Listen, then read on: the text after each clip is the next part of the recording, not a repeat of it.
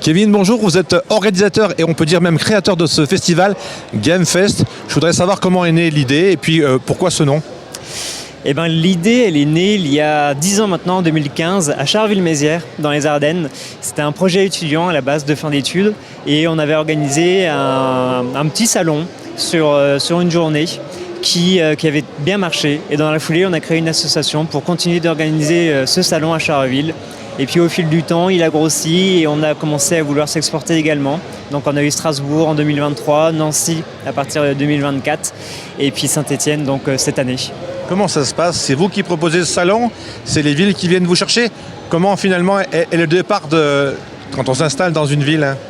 On fait une étude de marché du coup déjà pour voir si effectivement il y a de la demande, s'il y a d'autres salons concurrents.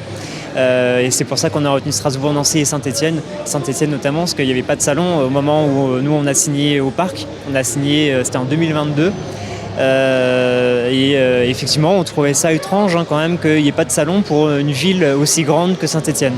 Ça veut dire que vos exposants sont toujours les mêmes ou suivant les régions, suivant les endroits, il y a différents exposants qui changent? Oui, c'est ça, c'est un petit peu un cirque itinérant finalement. J'ai des exposants qui me suivent de salon en salon, alors principalement dans le Grand Est, parce que du coup Nancy, Charleville et Strasbourg sont dans la même région. Là un peu moins ici à Saint-Étienne parce que ça fait un peu plus loin du coup pour eux.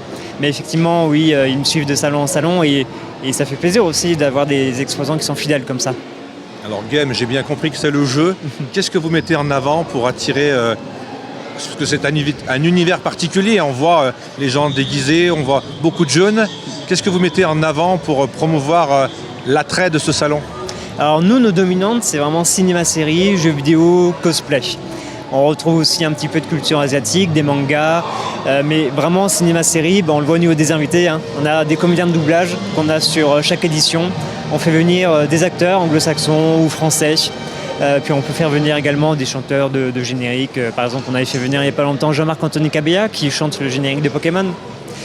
Même au niveau après du contenu du salon, on va retrouver donc beaucoup de jeux vidéo bien sûr. Ça plaît. Et puis le jeu vidéo, c'est un marché aujourd'hui qui est tellement important. Et puis on va avoir toutes sortes d'animations. Là par exemple, je parlais de cinéma-série. Où est-ce qu'on se trouve? On se trouve sur un stand de Stargate, la fameuse série des années 90. On est dimanche matin, est-ce qu'on peut faire un premier bilan de la journée de samedi et nous dire ce qui reste à voir cet après-midi? Oui, le premier bilan pour l'instant est satisfaisant et puis il reste encore beaucoup de choses à voir puisqu'on a encore toutes les animations prévues sur la scène pour cet après-midi et notamment le concert de Romain Huguetto que je sais très attendu à Saint-Étienne. Le prochain GameFest, c'est quel endroit, c'est quelle date? Alors le prochain, c'est à Strasbourg, c'est les 11 et 12 octobre. Et Saint-Étienne, est-ce qu'il est prévu de revenir? Et à Saint-Étienne, on fera du coup le bilan avec le parc après l'événement, à tête reposée. Et pour l'instant, rien n'est signé, c'était un engagement d'1 an. Est-ce qu'il y a un objectif de visiteurs? Oui, quand même, on tablait sur 4000, 5000 personnes ce week-end. Oui. Très bien. Je vous remercie Kevin et puis on va continuer de déambuler dans ces allées avec des lumières, des jeux et puis plein de jeunesse. Et j'aime beaucoup moi tous ces gens qui ont des perruques rouges, vertes, bleues, roses. Merci. Merci à vous. Olivier, bonjour, on est devant la voiture que vous présentez à ce salon GameFest à Saint-Étienne. Est-ce que vous pouvez nous raconter l'histoire un peu de cette voiture qui a été rendue célèbre par un film et même une trilogie, si je ne me trompe? Oui, bonjour. En fait, la DeLorean, c'est une DeLorean DMC-12, qui a été fabriquée en Irlande par John DeLorean. Et maintenant, le film est sorti il y a maintenant il y a 40 ans cette année. Et en fait, sans le film, on n'aurait jamais connu cette sublime voiture à porte-papillon et tout en inox. Qu'est-ce qui vous a donné envie de la faire renaître, j'ai envie de vous dire? Moi j'aime bien tout ce qui est voiture de film, voiture de cinéma, et celle-là elle est quand même un peu iconique avec ses porte-papillons, sa carrosserie en inox. Donc tout ce qui est un petit peu original, j'adore. Ça vous a demandé combien de temps pour reconstruire cette voiture? En gros, il y a eu 2 ans de travail. Le plus dur, c'est de trouver les pièces originales en fait, pour pouvoir reconstruire la voiture, vu qu'il y a pas mal de pièces militaires qui ont été utilisées aux États-Unis. Donc il faut faire des recherches sur eBay et c'est de plus en plus compliqué, vu qu'il y a de plus en plus de passionnés dans le monde qui sont à la recherche des mêmes pièces que nous, quoi. C'est une voiture que vous présentez à tous les salons? Non, je fais quelques salons et après c'est surtout les événementiels, les mariages, les anniversaires ou les festivals de cinéma ou autres. Donc voilà. J'ai vu sur vos affiches qu'il y avait la voiture, le taxi même de taxi. Quelle est la voiture qui a le plus de succès et qu'est-ce qu'on vous demande généralement? La voiture qui a plus de succès, c'est quand même la DeLorean, parce qu'en fait, on peut voyager dans le temps, que ce soit le passé ou le présent. Donc, en fait, pour un séminaire, on peut recréer en fait l'historique de la société, ou alors développer, si vous voulez, le futur d'un produit, d'une société. Donc, la DeLorean marche bien par rapport à ça. Mais bon, les autres voitures marchent pas mal aussi. Les SOS Fantôme pour tout ce qui était Halloween, Harry Potter, pareil pour tout ce qui est sorcier. Et puis, le taxi, j'ai fait un événement il y a pas longtemps, il y a 15 jours, là, avec Nasseri. Là, ça a fait le buzz un petit peu dans le quartier, là. Très bien. Si je veux retourner en arrière, donc je m'installe et je retourne dans les années 80. Il faut attendre le changement d'heure. C'est-à-dire, il y a une heure bien précise? Bah oui, quand on change d'heure.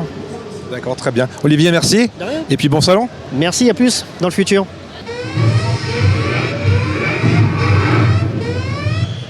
Matt, bonjour. Bonjour. On est dans l'univers de Stargate. Comment pour vous est née cette passion, cette envie de rentrer dans cet univers? Pour moi, c'était quand j'étais petit et je regardais à la télévision la trilogie du samedi quand je rentrais de l'école et j'ai accroché la série. Du coup, je suis rentré dans une association pour faire perdurer la franchise et ne pas l'oublier, quoi. Et comment c'est venu de créer un stand et d'aller sur les salons? Il y a un cheminement?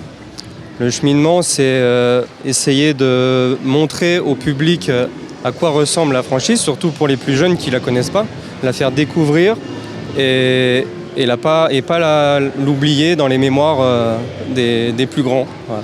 Et donc, comment vous avez fait pour recréer tout cet univers?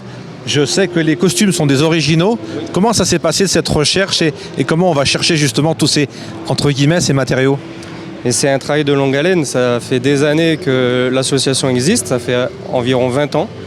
Donc au fur et à mesure du temps, les membres ont collectionné des accessoires et des costumes pour pouvoir les exposer.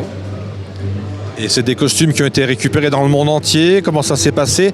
Ou alors vous avez carrément écrit à la production, je ne sais pas comment ça se passe. Donc au début, à la fin de la production, il y a eu des ventes aux enchères.